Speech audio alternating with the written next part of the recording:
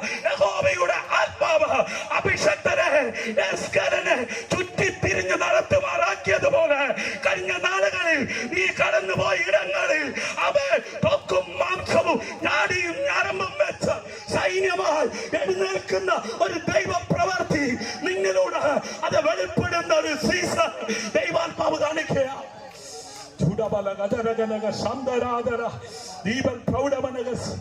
ആമേൻ. വേറൊരു ദൂതൻ ആകാശമധ്യ പറക്കുന്നത് ഞാൻ കണ്ടു. ഹല്ലേലൂയ. ആമേൻ. ആരാ കണ്ടെന്നറിയാമോ? ആമേൻ. മാർബോട് ചേർന്നിരുന്ന ആരുടെ മാർബോടാ? ആമേൻ. ഫേസ്ബുക്കിൽ ലൈക്കും കമന്റും ഇട്ട് കണ്ട ആമേൻ വ്യക്തിയുടെ മാർബോട് ചേർന്നിരുന്നിട്ടല്ല. ആമേൻ. ഹല്ലേലൂയ.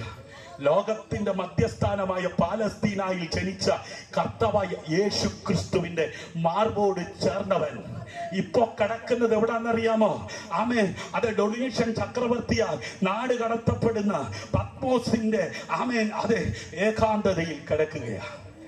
ഹല്ലേലൂയ. ആമേൻ. ഇന്ന് രാത്രി എനിക്കറിയാം ആമേൻ അതെ പരിമിതികളുണ്ട്. ഹല്ലേലൂയ. ആമേൻ. എന്റെ മുമ്പിൽ രക്ഷിക്കപ്പെട്ടവരായിരിക്കുന്നത് ആമേൻ രക്ഷിക്കപ്പെടാത്തവര് അവിടെവിടങ്ങളിൽ ഇരിപ്പുണ്ട്. ഹല്ലേലൂയ. ആമേൻ.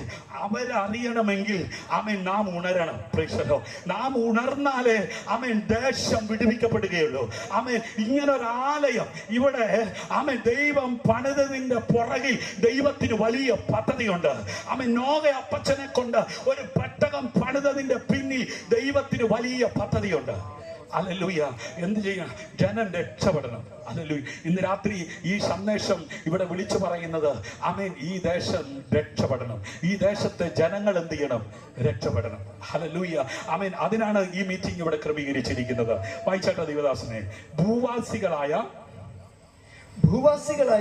സകല ജാതിയും ഗോത്രവും ഭാഷയും വംശവും ആയവരോട് അറിയിപ്പാൻ അവന്റെ പക്കൽ ഒരു നിത്യ സുവിശേഷം ഉണ്ടായിരുന്നു.